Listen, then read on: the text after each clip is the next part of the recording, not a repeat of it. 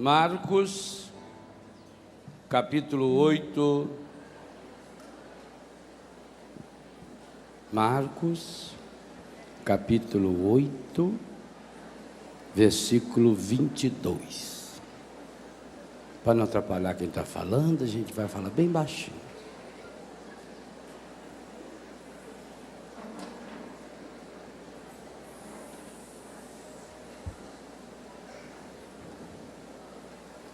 Chegando eles aqui é Jesus e os discípulos. Pronto? Não ainda, eu espero, não tem problema.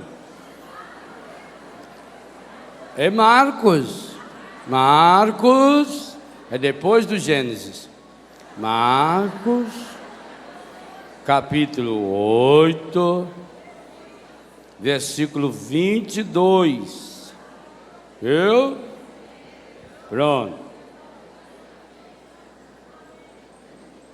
Chegando eles a Betsaida, trouxeram-lhe um cego e suplicaram-lhe que o tocasse.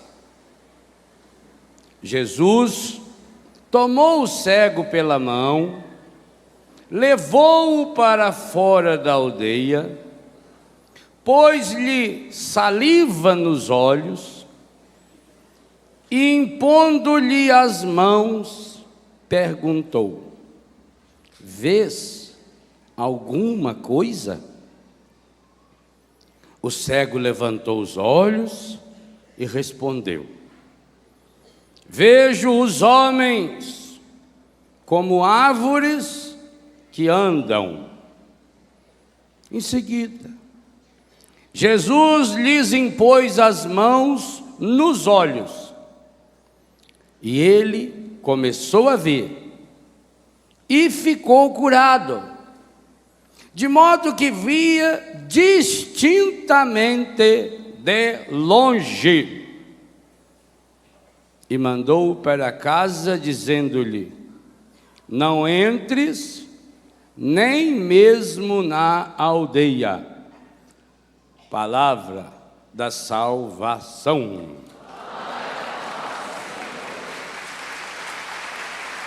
Essa precisa ser também uma palavra de salvação para nós hoje. Bom dia. Continue com a sua Bíblia aberta, é espetacular esse texto e também o seu contexto. Esse texto está situado logo depois, vira a página para trás, da segunda multiplicação dos pães. E na saída, indo embora, lá embaixo na página, no versículo 15 do 8, Jesus já deu uma ordem muito importante para os seus discípulos. Ele disse-lhes: abri os olhos e acautelai-vos do fermento dos fariseus e do fermento de Herodes. Então veja o que motivou esse milagre, uma ordem de Jesus. E por que eu digo que é uma ordem? Porque abrir aqui, o verbo está na segunda pessoa do plural. E como não tem S no final, é imperativo. Abrir é ordem. Se você quiser se tornar uma pessoa que vença os seus obstáculos e não desanime jamais, você precisa abrir os olhos.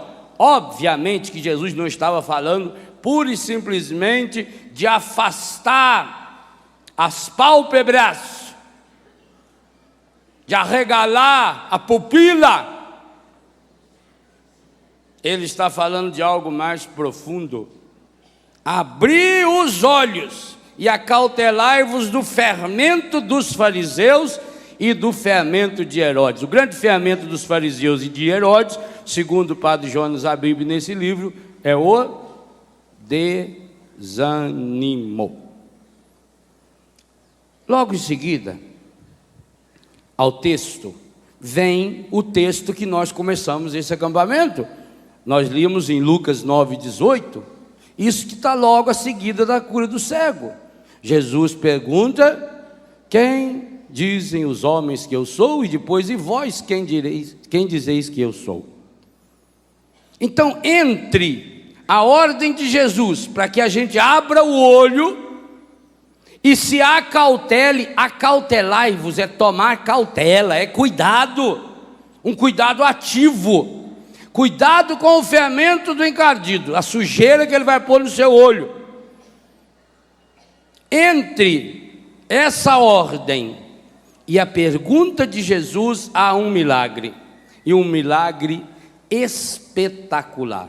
Principalmente, eu falo sobre esse texto em 2 capítulos do livro Experienciar Milagres, principalmente por ser um texto de Marcos.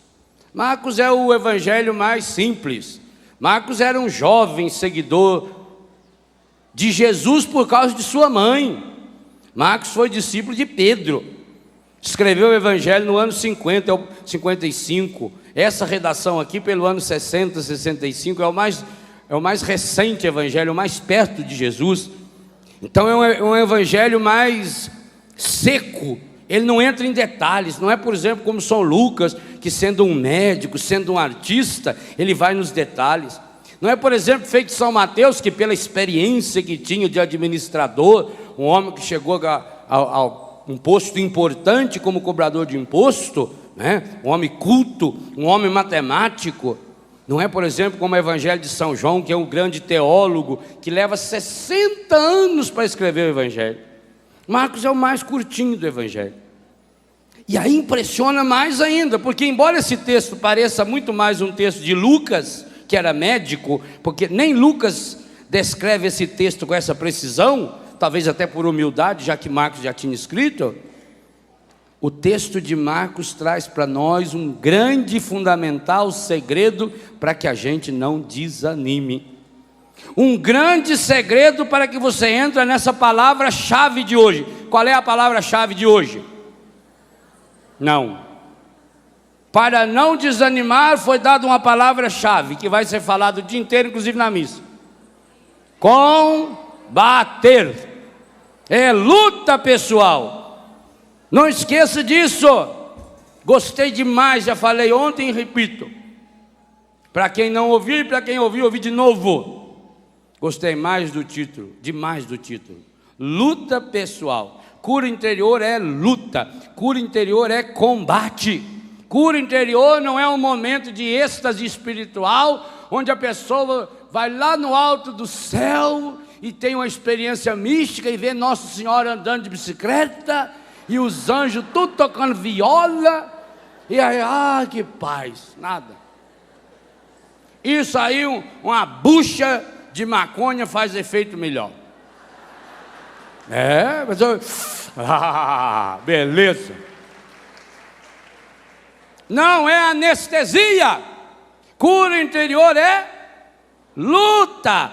E o padre deixou bem claro, olha lá, lê lá. Deu até nome de uma moça, ficou Leila. A luta pessoal. Agora interessante, eu não sei se o padre pensou isso ou foi o Espírito Santo que soprou no ouvido dele. Às vezes a gente tem essas dúvidas, não é? Por que ele não colocou, por exemplo, a luta individual? Parece sinônimo. Ele colocou a luta pessoal. Pessoal contém o individual, mas é mais do que ele. Emmanuel Mounier, um filósofo francês, estudou muito aquilo que ele chamou personalismo.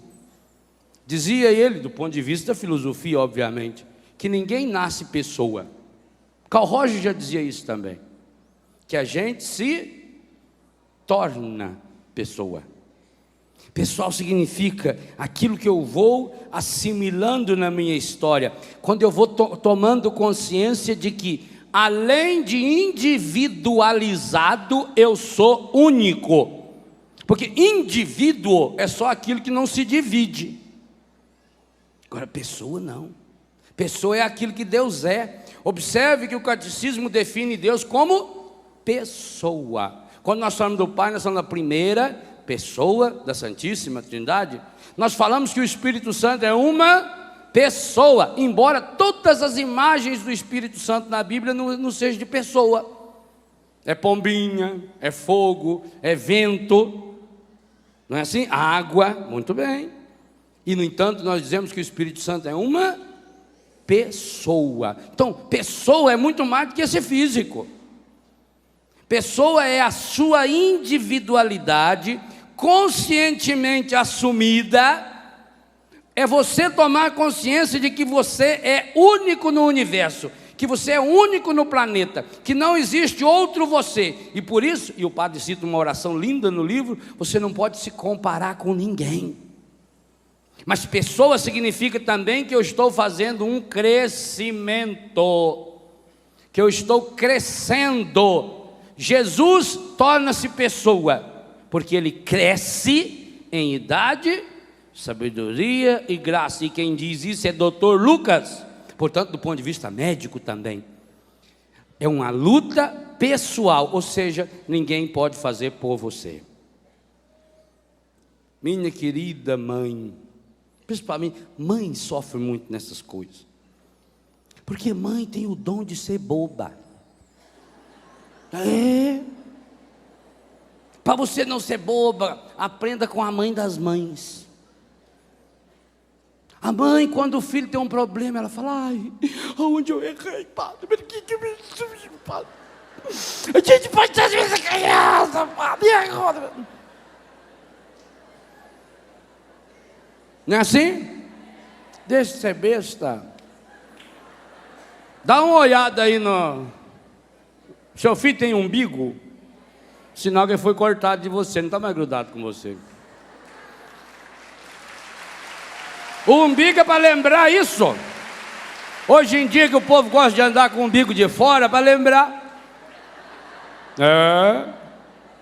O único ser humano que não tem umbigo é Adão e Eva. Vai ser facinho descobrir os dois. Eu chegar no céu, eu olhava, não tem umbigo. Aquilo é o Adão, Olha lá, Eva. Não tem umbigo, é retinho. Não é verdade? O Adão tem uma cicatriz aqui do lado.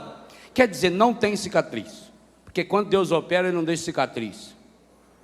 Já observou quando você morde o beijo? No outro dia tá bom, não tem cicatriz. Então o único jeito de saber quem é o Adão, e ele está no céu, nós rezamos isso todos os anos do Sábado Santo, que Jesus desceu nos infernos para buscar o Adão. Ele está lá. Você vai olhar e falar: aquele lá é o Jesus. Aquele lá é Jesus. Por que eu sei que é Jesus? A mão furada, o lado. E aquele outro tapeadeiro? É o Adão. Como é que você sabe que é o Adão, rapaz? Não tem placa, não tem crachá. Mas não tem umbigo. Pronto, não tem umbigo, já sabe que é Adão. Não tem umbigo, já sabe que é Eva. Eu tenho uma colega também que não tem umbigo. Ela gastou. Mas do jeito que ela está, é capaz de ela não ir para o céu. Então... vai ser difícil reconhecer ela lá. Muito bem. Tornar-se pessoa significa que cada um precisa assumir a sua luta. Amar não é carregar a pessoa no colo. Deus nos carrega no colo. Lembra ontem? Quando a gente não pode andar. Amar é você ensinar a pessoa a caminhar. E claro, lembra quando a senhora estava ensinando o Juninho a caminhar? Com 8 meses, a senhora já queria que ele andasse? Ficar segurando no dia dele. Aquela fralda enorme, fica com uma bunda que parece uma saúva. Aquilo pesa, a criança... né? E que alegria, quando lá por 10, 11 meses de idade, ele deu os 4 primeiros passinhos. Oh, nossa, não foi bom? A senhora ensinou ele a andar. Claro, depois que aprendeu a andar, ainda muitas vezes só teve que pegar no colo. Mas não seja boba achando que filho é pedaço da senhora. Ninguém é pedaço de ninguém. Ninguém. Não fica mais sofrendo como a senhora anda sofrendo, porque o seu filho, agora com 25 anos de idade, a senhora ainda chama ele de menino. Está na hora daquele marmanjo safado, sem vergonha, ordinário. Porque mãe, quando chama filho de safado, sem vergonha, ordinário, é carinho. Mãe pode chamar filho de cachorrinho. Pode chamar. Quem que é cachorrinho? É eu? Ah, bom. Não é assim? É para acordar. Então é uma luta pessoal. Cada um vai ter que entrar nessa luta. Eu posso ajudar você, eu posso rezar por você, eu posso levar você uma palavra, eu posso fazer que nem esses amigos do cego fizeram, juntaram um grupo e levaram o cego até Jesus. Mas eu não posso fazer a sua parte. É luta pessoal. Essa luta pessoal, ela tem que ser direcionada, porque senão a gente se torna um Dom Quixote de La Mancha. Lembra da história de Dom Quixote? Que passou a noite inteira lutando contra os moinhos de vento. Às vezes a gente faz isso. Entra numa luta pessoal, num combate feito Dom Quixote, a gente se veste com a armadura de Deus de Efésios 6, mas estamos lutando contra moinho de vento. Deixa de ser besta. Você não pode lutar com aquilo que é. Você tem que canalizar aquilo que é para aquilo que você quer que aquilo seja. Por isso que o homem é capaz de domar um animal muito maior do que ele. Você já pensou? Um homem não é capaz de domar um elefante? Tem um país aí no mundo, não sei aonde, também não me interessa saber, que quando a pessoa é condenada à morte, é com uma patada de elefante que mata a pessoa. Deita ele lá e chama elefante. O elefante vem... Ou tem um colega que se morasse lá ia substituir elefante. Que aquilo pisa. Sabe aquele seu marido quando ele chega meio nervoso? É pisada de elefante. Como é que o ser humano consegue domar um leão? Você vai naquele circo, você vê os 4 leões entram lá em fila, levanta o rabo, dança balé. Claro, eles dão um choque nele antes para ele aprender, né? Começa a dar choque lá no bicho para ver. Mas o ser humano consegue domar. Como é que o ser humano consegue domar um avião? Já pensou? Olha o tamanho daquele trem. Você sabe que para mineiro, avião é um trem que voa. É a definição de avião. Você entra num trem daquele que cabe 600 pessoas e um homem só dirige o bicho. Como é que ele consegue domar? Como é que consegue domar as forças da natureza? Por exemplo, a usina de Itaipu, a binacional, que coisa espetacular. Os índios deram aquele nome Itaipu. Ita é pedra, Ipu é grita. Água que grita na pedra. Ela fazia um barulho danado quando batia naquela pedra. Era uma força medonha. Canalizaram aquela energia, aquela força. A água, gente, a água é a maior força da natureza, por ser a mais delicada. Observe que a água, ela é humilde, feito CD do Dunga. Ela é humilde a ponto de caber dentro de um copo. Ela é maleável, ela se encaixa na realidade. Colocar dentro de um vidrinho fininho, colocar dentro de um prato. Mas ao mesmo tempo a água tem a força de arrebentar a pedra. Água mole em pedra dura. Isso é cura interior. É a água mole que vai batendo, a água do Espírito Santo. O coração do seu marido é duro? Joga água nele. Lembra do Zé Bétio? Alô, a dona de casa, 5 horas, hora de acordar, joga água nele. Seu marido é pedra dura, casca dura, mostra ela ali, mostrando que o marido vai ver ela em casa, quero ver. Fala, você vai ver que você chega aqui. Ele está lá no boteco, bebendo cachaça, assistindo lá, né? Não mostra não, meu filho, não faz uma coisa dessa. Senão ele vai matar, coitado. Seu marido é casca dura? Não, o marido da sua vizinha é casca dura. É. Joga água nele. Mas a água viva do Espírito. Não tem outra água para jogar. É luta pessoal. E aí o pessoal tem esse aspecto de crescimento. Sabe o que acontece? A gente tem medo do sofrimento. Nós homens, então, vide de misericórdia. A gente é muito mole para o sofrimento. Se a gente pudesse, até a gente pediria para Deus, não deixa a gente sofrer, não. Né? Mas nenhum de nós passa do outro lado do sofrimento do mesmo jeito que entrou. Nenhum de nós. Depois que você passa pelo sofrimento, você é melhor. O sofrimento nos ajuda, o sofrimento nos personaliza, nos faz virar gente. Não tema mais o sofrimento, não. Agora, sabe por que a gente tem medo do sofrimento e não entra nessa luta pessoal para resolver? Eu disse ontem e repito. Alguns problemas da sua vida íntima estão se tornando problemas da sua vida pública. Não é verdade? Tem gente que faz no público aquilo que faz na privada. Na vida privada, eu quero deixar bem claro. É melhor falar correto, porque o português tem essas dificuldades, essas limitações da língua. Tem gente que faz na vida pública aquilo que faz na privada. Na vida, subentende-se.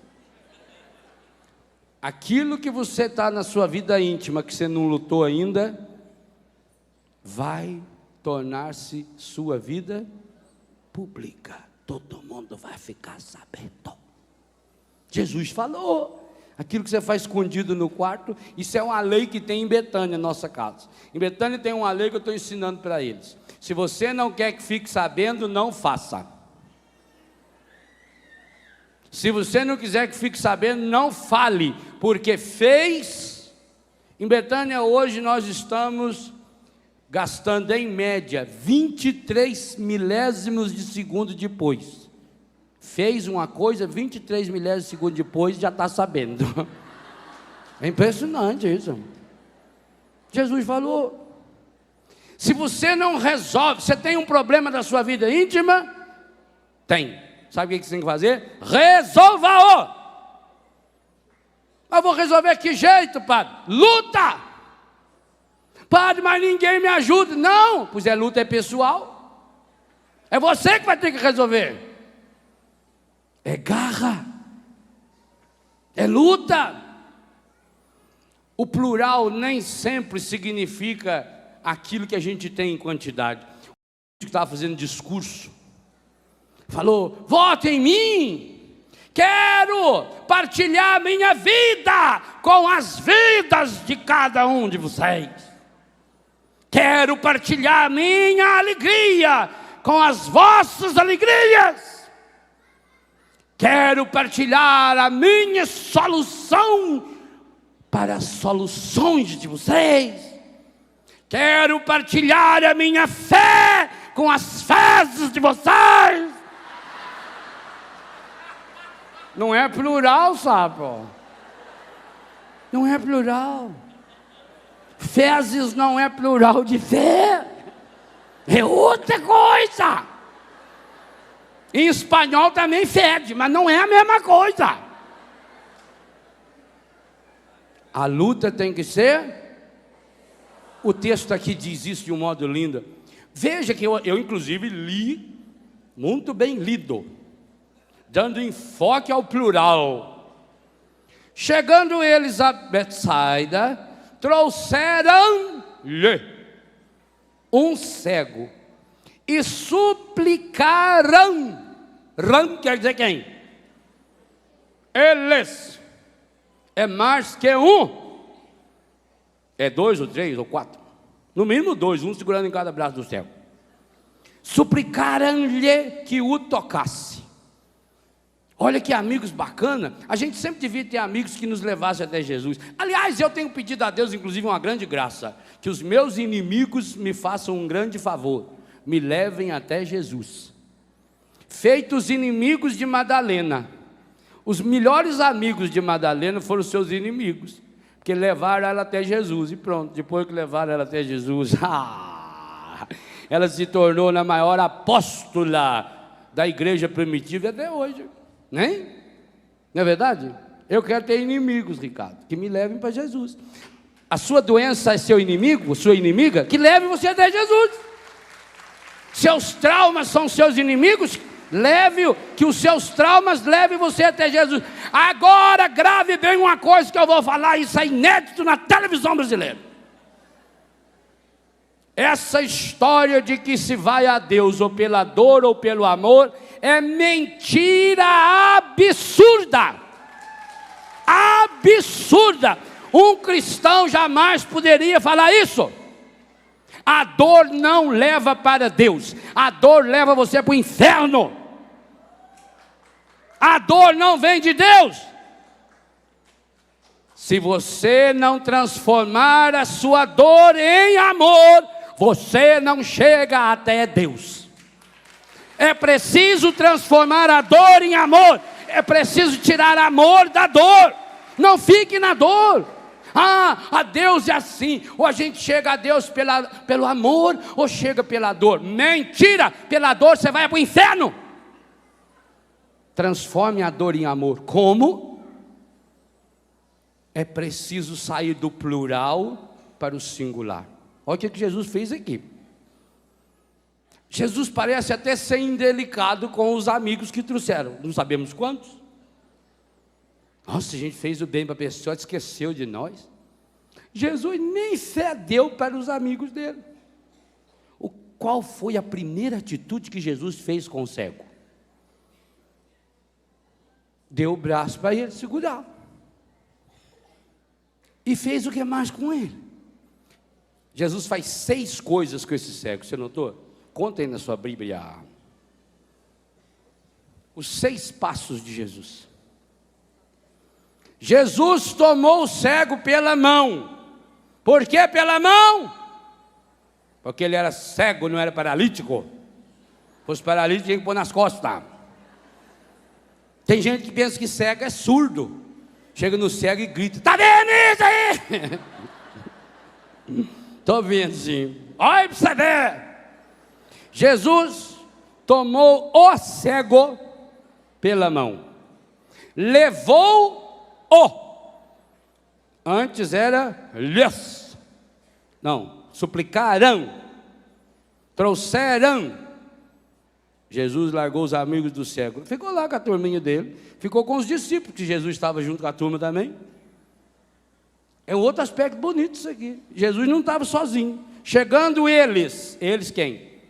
Jesus, Pedro, Tiago, João, Bartolomeu, Judas. A Betsaida. Trouxeram os amigos, parentes, avó, bisavó. Vó é muito bom para essas coisas. Vó fica rezando, né?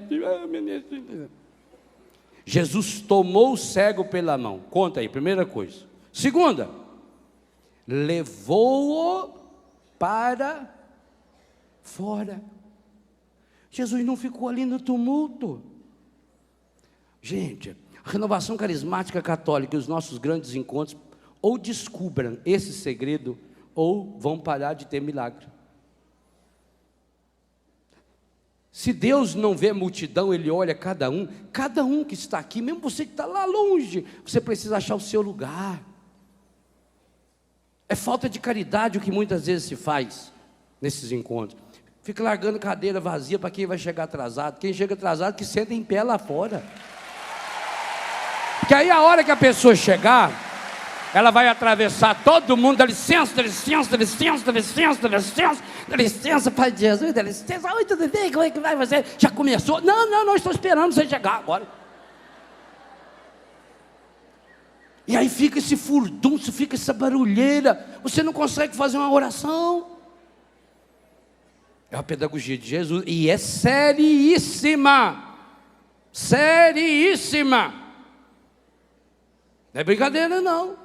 Jesus tomou o cego pela mão, levou-o para... Ou seja, Jesus levou num lugar à parte. Lembra do que eu falava na missa de abertura? Estando eles a sós a rezar, é intimidade. Olha esse cochicho aí, é intimidade. Levou para fora, não ficou ali no meio da turma. Se você não tiver um encontro pessoal com Jesus aqui, meu irmão, minha irmã, e aí tem uma coisa, o grande grupo precisa me ajudar, porque eu vou sendo contagiado pela fé um do outro, pela alegria do outro, e isso que vai sendo de externo, eu preciso e você precisa, nós precisamos dos grandes encontros, nós precisamos que milhares e milhares de pessoas comecem a frequentar. Aliás, no Rincão Novo vai caber quantas vezes mais de gente, porque aquela é uma obra fenomenal, estupenda. Ontem eu passei lá dentro, fiquei abismado, é lindo. Então nós precisamos trazer muitas pessoas. Agora, nós precisamos trazer a multidão, precisamos das pessoas para cantar conosco, para rezar conosco, só que precisamos criar momentos em que, mesmo estando no meio de 20, 30, 40, 50 mil pessoas, eu tenho um encontro pessoal com o Senhor. Por isso que você nunca veio no encontro da Canção Nova que não tivesse tido essa oportunidade. Nunca. Em outros lugares você já foi, aqui não. Nunca você veio no encontro aqui que você não tivesse tido a oportunidade de ouvir silenciosamente a palavra de Deus. Por isso se investe em som de primeiríssima qualidade, paga-se caríssimo para ter um bichinho desse na minha mão. Caríssimo. Investe-se em som para que você possa ouvir. E a segunda coisa, que nunca que você venha a Canção Nova no encontro, você fica sem a oportunidade de estar pessoalmente com Jesus, pela confissão e pela Eucaristia. E ainda, uma delicadeza tão grande, que você é avisado antes da comunhão, não precisa sair do seu lugar, Jesus vai até aí onde você está. Olha que detalhe, olha que coisa linda. Você não entra numa fila como se fosse no supermercado. Aliás, eu tenho horror de fila. Jesus vai até você. E se cada um vai aprendendo a ser delicado, para deixar espaço, então cuida. Ah, padre, eu tenho que levar o meu filho, porque se eu não levar o meu filho eu não posso ir. Ótimo, leve o seu filho. Agora, não é justo que a senhora deixe seu filho ficar falando, correndo, resmungando, porque para a senhora poder ouvir, 50 não vai ouvir. Não é errado, não é correto isso. A solução do seu problema não pode ser problema para tantas outras pessoas que estão ao seu lado. Que é isso? É preciso estar a sós. E se a senhora, o senhor não sabe como fazer para o menino se comportar, dirijam-se a Itajubá, procure Dona Nazaré, ela vai dar um curso para vocês. O curso de como ensinar a beliscar o filho para ficar quieto dentro da igreja. A mamãe ensinava. Eu levei muito beliscão, por isso que eu sou assim hoje. Devia ter levado mais. Talvez se tivesse levado mais, é que eu saí de casa com 11 para 12, se eu tivesse ficado até uns 15, acho que eu estaria um pouco melhor. Tem que educar, eduque seus filhos para Deus, eduque seus amigos para Deus. Ótimo, o seu colega não chegou? Paciência, ele vai ficar lá fora, porque não é justo depois ele desfilar. Vai ter um intervalo, você vai sair para beber água? Ótimo, volte rápido, porque a hora que começar, ou então fica lá fora de uma vez. Eu tenho que fazer isso toda semana, gente. Eu tenho que correr feito um condenado. Sexta-feira, para chegar aqui, eu tive que terminar a missa na minha casa 15 minutos mais cedo, enfrentar uma tempestade, que era uma chuva medonha que estava lá em casa, sair em alta velocidade, porque o avião não me espera, e eu tinha que vir. Ué. Agora eu vou telefonar para lá e falar: escuta, aqui é o Padre Léo, eu estou indo para a Canção Nova, manda o avião esperar um pouco aí. Não, eu tenho que estar lá. É o Padre Jonas que vai viajar, vai para Roma, vai ter um encontro com o Papa? Muito bem, avisam a ele, ele tem que estar 2 horas antes lá no aeroporto. Não, mas é o Padre Jonas, da Canção Nova. 2 horas antes. Não é assim? É assim. E por que depois para as coisas de Deus? Casamento, batizado, missa, você chega na hora que quer, enquanto eu chego, eu entro e vou ainda, rebolando para lá, aí eu chego, eu aninho a minha tranqueira em volta, E depois fala, obrigado, Senhor, aleluia, Jesus. Jesus está olhando para você e fala, que filha da mãe?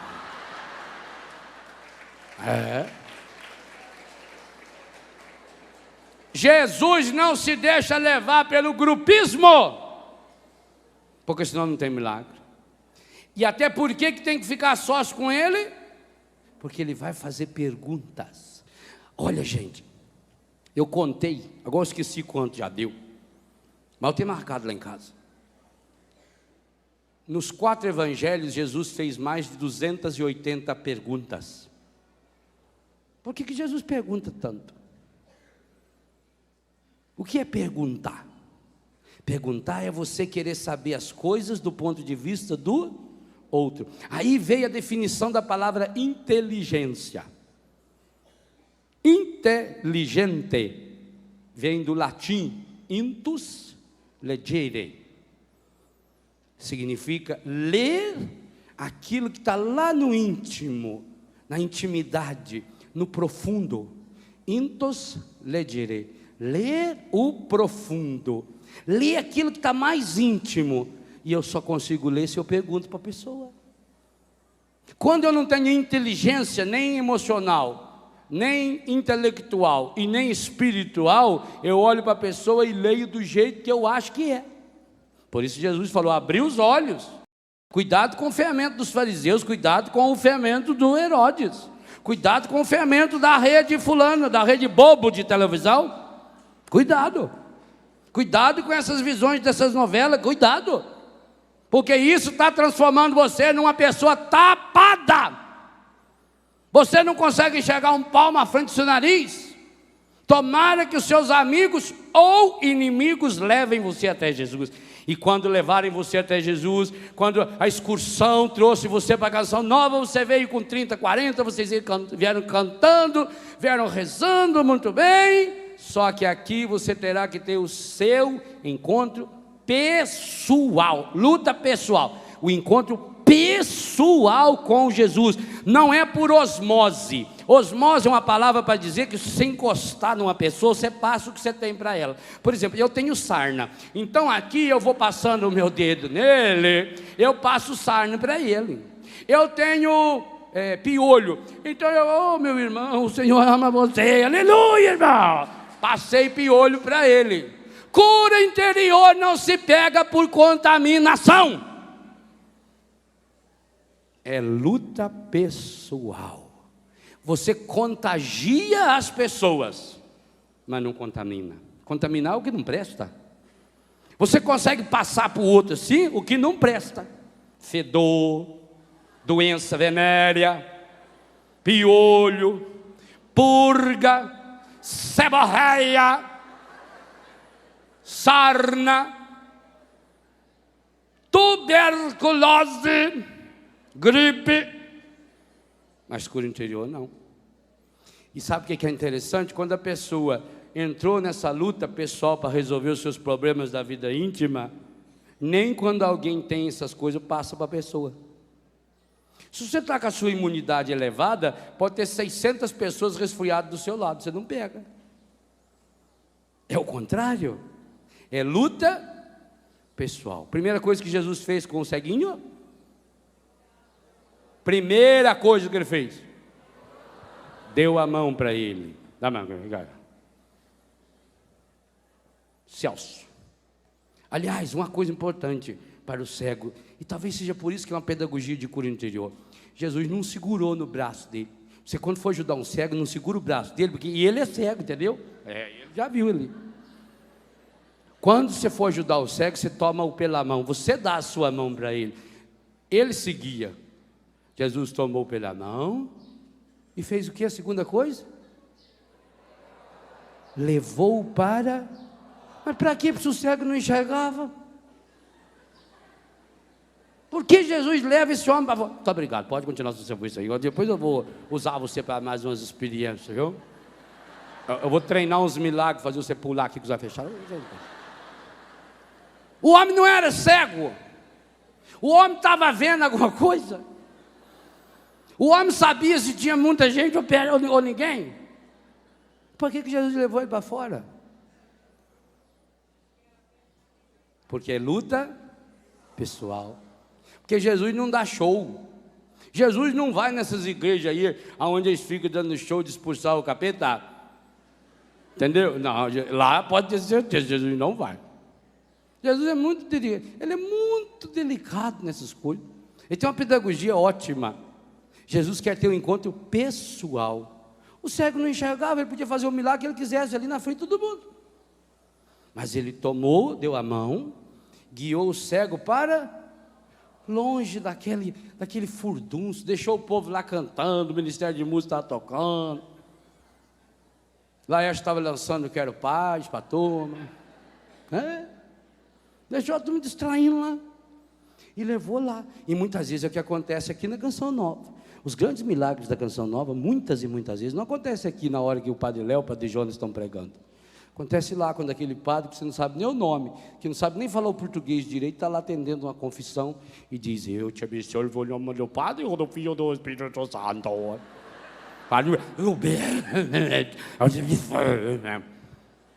É lá. É naquela hora que você silenciosamente olha para o Santíssimo e escorre aquela gota de lágrima atrevida dos seus olhos. E depois você vai perceber: nossa, como a minha vida mudou. Ontem nós recebemos um testemunho por telefone aí durante a oração, lindíssimo, de uma moça muito bonita, mas que não aceitava ser mulher, que se vestia de homem, 8 anos, e que foi na casa de uns colegas dela, ou colega, não falou ali, que colega é uma palavra que serve para aquilo que você quis, né? Tanto é mulher como é homem, estava vestida de homem lá, e por acaso, ligaram a televisão na Canção Nova lá, e quando ela ouviu essa palavra, foi para ela, escreveu, mandou aí por escrito, foi imediatamente para casa, queimou todas as roupas de homem, soltou o cabelo e deixou a mulher linda e maravilhosa vir à frente. Por quê? Porque Jesus se aproveitou da música, das palmas, da alegria, senão a pessoa também não ia sintonizar a televisão. Jesus aproveita de tudo isso para ter um encontro pessoal. Você precisa hoje ter esse encontro pessoal. Jesus quer levar você para fora. Para fora significa isso. Sabe, esse fora também é no sentido de não ficar em si mesmado. A pessoa, palestra do Ricardo, a pregação do Ricardo ontem eu achei espetacular. Quantas vezes ele insistiu na palavra pessoa problemocêntrica. Sair para fora é isso. É a pessoa que vai se fechando, sabe? Meu problema, minha dor, eu sofro, eu isso. Desde pequeno que eu sofro, meu pai não gostava de mim, minha avó não gostava de mim, até meu cachorrinho não gostava de mim. E eu. Sai para fora, sua anta. Deixe de ser problemocêntrica, seja cristocêntrica. Significa, para você botar Cristo no centro, o Cristo leva você para fora. Ele não se mistura na baderna. Terceira coisa que o Cristo fez uma saliva. Lá em São Paulo criaram já a igreja Sagrada Saliva de Jesus, aonde a turma gospe nos olhos das pessoas para sarar. Esse saliva nos olhos foi um gesto de muito carinho. Por que Jesus fez isso com o cego? Para mostrar que tinha intimidade. Não pense vocês que Jesus e passou, não foi. Jesus, delicadamente, como você pai e mãe já fez, como você marido e mulher já fez, namorado já fez, ou amigo já fez, passou o dedo assim, porque o cego com aquela remela grudada, aquilo, não fica? Ele passou assim, ó, suavemente, passou no zoinho dele. Jesus não tem nojo de você, da sua sujeira. Jesus tem, até a saliva de Jesus é para limpar a sua sujeira. Hoje se sabe que a saliva é imunológica. Se você tiver um cachorrinho, cortar o seu dedo, dá para o cachorrinho lamber. É imunológico. As cachorrinhas, como é que elas ensinam o filho a se curar? Lambendo. Por isso que o cachorro é o único bicho que lambe qualquer parte do corpo dele. Ele lambe porque ele alcança, senão ele não lambia. Como é que ele lambeu o pé? Não tem jeito. entendeu? Eu conheço uma senhora que ela é capaz de lamber até uns 3 quilômetros de distância. Que ô língua, misericórdia. Impressionante.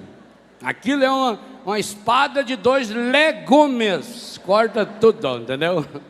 É medonho. Jesus delicadamente passou, igual a senhora já fez, seu filho, o senhor já fez. Passa o dedinho assim, passa. Jesus tocou. E é claro, por que Jesus passou com a mão saliva no olho dele? Porque você sabe que o cego, ele tem uma sensibilidade muito avançada no toque. O cego sente o ar pelo ar. O cego, ele está andando aqui, ele sente que tem um obstáculo aqui na frente dele pelo ar. Porque nós não sentimos isso, porque nós temos olho, para que nós vamos... Ele sente pelo cheiro. Aí ele chega aqui e contorna. A natureza compensa. Já observou isso? Pessoa que é cega, por exemplo, não enxerga direito, escuta bem. O professor estava falando disso. Gente, a natureza sabe, ela compensa. Uma pessoa não enxerga direito, mas ela escuta bem.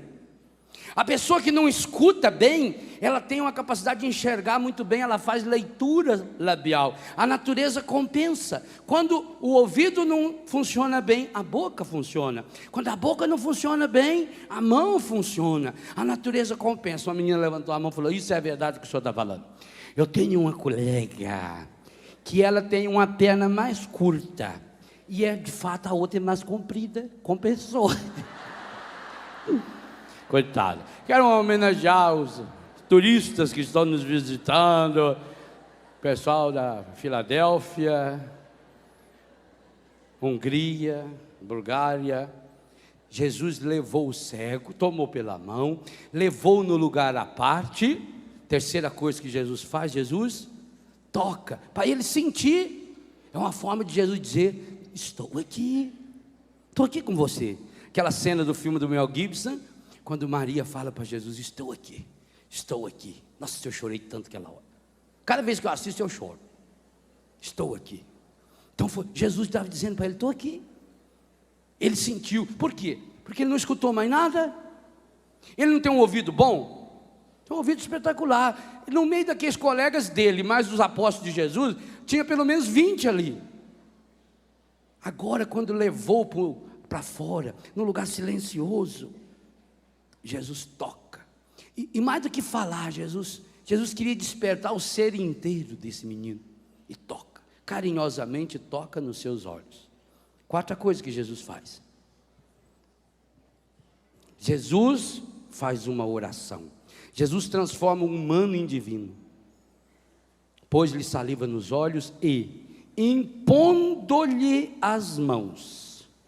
Interessante o gerúndio nesse verbo impor. Impondo-lhe as mãos significa que pôs mais que uma vez. Jesus foi tocando nesse cego. Ele não pôs a mão assim, ficou lá. Jesus foi tocando suavemente, impondo-lhe as mãos. Quinta coisa. Perguntou-lhe. Sexta coisa. Primeira, tomou o cego. Segundo, levou para fora. Terceiro, saliva. Quarto, impondo as mãos. Quinta, perguntou-lhe: vês alguma coisa? Observe a pergunta de Jesus. Jesus não perguntou no infinitivo. Jesus não fez uma pergunta indefinida. Jesus não perguntou para ele: você está vendo? Se Jesus tivesse perguntado para ele: você está vendo? A resposta dele era o quê? Estou. Então tchau. Jesus perguntou: o que você está vendo? Vês alguma coisa? É definido. A pergunta de Jesus podia ser assim também: como você está vendo? O que tinha de introdução que eu li lá atrás? Abri os vossos olhos, acautelai-vos com o fermento dos fariseus. Jesus está perguntando para esse cego: Você está enxergando alguma coisa? O que você está enxergando? Ou ainda podia traduzir isso muito corretamente: como você está enxergando? Nem sempre aquilo que a gente enxerga, do jeito que a gente enxerga, é aquilo que é. Você olha para as coisas e se vê nas coisas. Se você tem 80 quilos e vê uma pessoa de 100, você vai dizer, é gorda. Você está olhando para você, e você não olha que você já está enorme. Nós temos nos como referencial. Jesus faz uma pergunta explícita, uma pergunta definida: vês alguma coisa? E a resposta do cego é a mais absurda resposta que existe nos 35.568 versículos da Bíblia Católica. A resposta desse cego é de uma estupidez que nem em horário político brasileiro você consegue ouvir. É um absurdo, é uma imbecilidade. Depois que Jesus tomou o cego pela mão, levou ele para fora, passou saliva nos olhos dele, impôs-lhes as mãos. Olha tudo que Jesus fez, olha quantos passos Jesus deu, quanta coisa Jesus fez para essa pequena anta. E a resposta dele, lê aí na sua Bíblia o que está escrito, para não dizer que eu estou inventando, porque isso aqui era um texto próprio para eu ter escrito.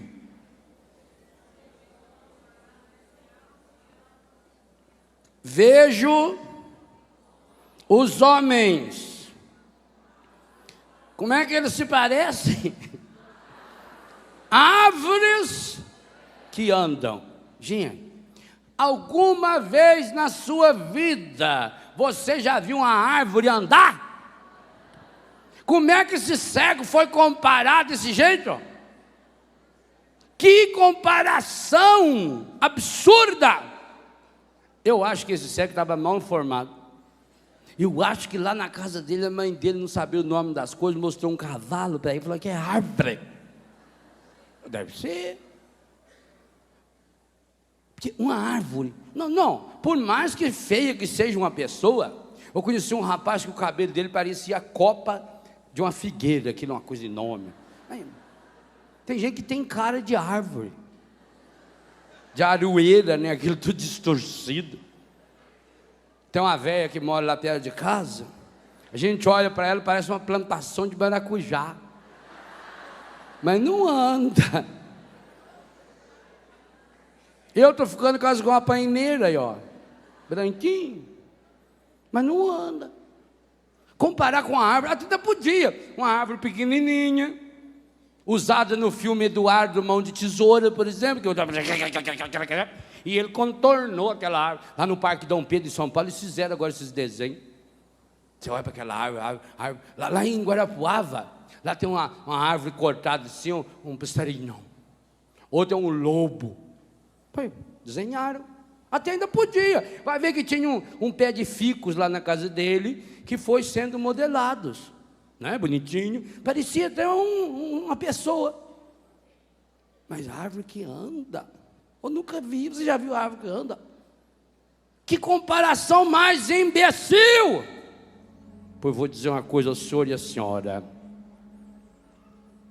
na maior parte das vezes que você se desesperou, foi porque você olhou para aquele problema, para aquela pessoa, e enxergou-a como uma árvore que anda.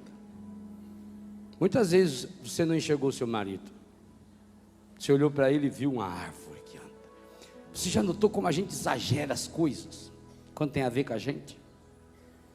Como você distorce a realidade? É o que esse coitado fazia. A resposta dele precisa, porque a pergunta de Jesus foi objetiva. A resposta desse cego é a grande causa que impede você de ser curado. Jesus acolheu o cego, Jesus deu a mão para ele. Jesus o levou lá para fora. Jesus passou saliva nos olhos. Jesus impôs-lhe as mãos. Jesus lhe perguntou 6 coisas. E a resposta dele: vejo as pessoas, os homens, são como árvores que andam. Talvez você já fez acampamento de cura interior, acampamento de final de ano, já fez retiro com a irmã não sei o quê, já fez experiência de oração, já fez aprofundamento carismático, já recebeu o diploma de pós-graduação na Escola Paulo Apóstolo, já fez MBA em oração e línguas, mas hoje você está vivendo uma situação difícil. Hoje você olha para o padre da sua paróquia, nossa, você não consegue olhar naquele homem. Meu Deus, que decepção com aquele padre. Árvore que anda. Você olha para o bispo da sua diocese. O bispo chegou a fazer uma pregação na catedral contra os grupos de oração. Você olha para ele e diz: meu Deus, que decepção. Árvore que anda. Você olha para aquele seu filho ingrato, você fez tudo para ele, e ele abandonou, não telefonou nem no dia do seu aniversário. Árvore que anda. E alguns são árvores que andam longe, longe. Quando Jesus perguntou para esse cego: vês alguma coisa? É Jesus hoje perguntando: como é que você está enxergando? Como é que você está enxergando seu marido? Como é que você está enxergando sua mulher? Seu pai, sua mãe, seu filho, seu irmão? Como é que você está enxergando a sua doença? Um dia você descobriu que tinha um vírus, e você passou a enxergar aquele vírus como árvore que anda, porque você não viu o vírus mais. Você ficou imaginando o que as pessoas iriam falar quando soubesse que você tinha aquela doença. Aquele dia que você perdeu o emprego, você não viu só a perda do emprego. Você ficou imaginando a reação das pessoas, o que as pessoas iam comentar, o que iam falar, o que aquele seu inimigo, aquela árvore que vive andando em torno da sua casa o tempo todo, que é uma trepadeira que sobe até na sua janela para ver o que tem lá dentro, o que ia falar?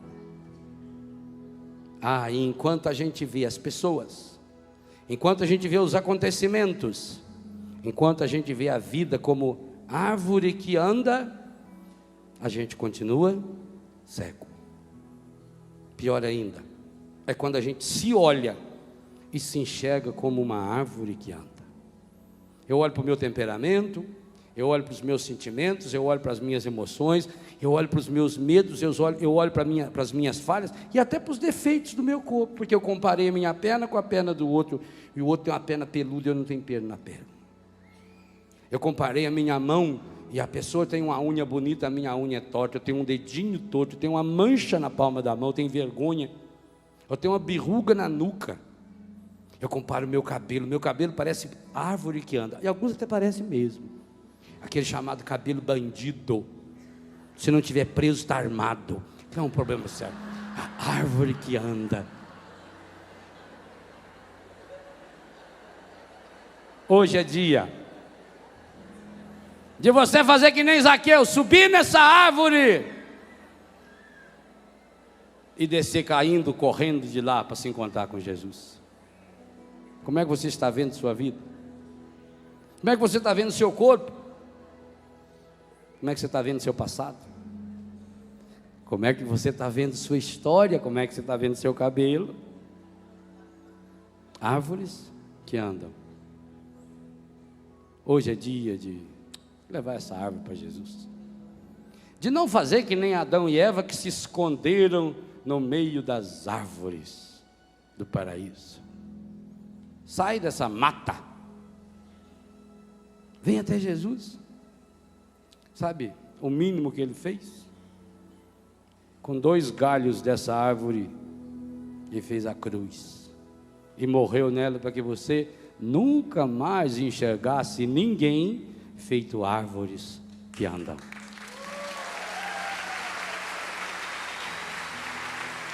Olha para você, feche os seus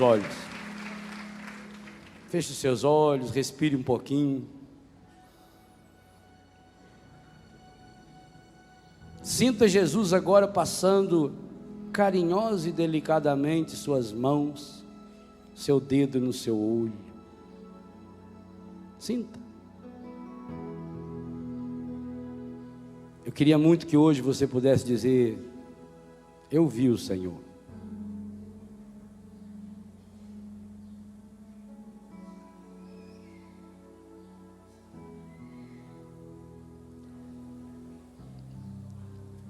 Olho fechado. Qual é o maior problema que hoje você quer trazer para Jesus? Qual é a sua cegueira? Qual é a árvore que está andando e rondando ao redor da sua vida? Deixa Jesus tocar em você, para que você possa dizer: eu vi o Senhor.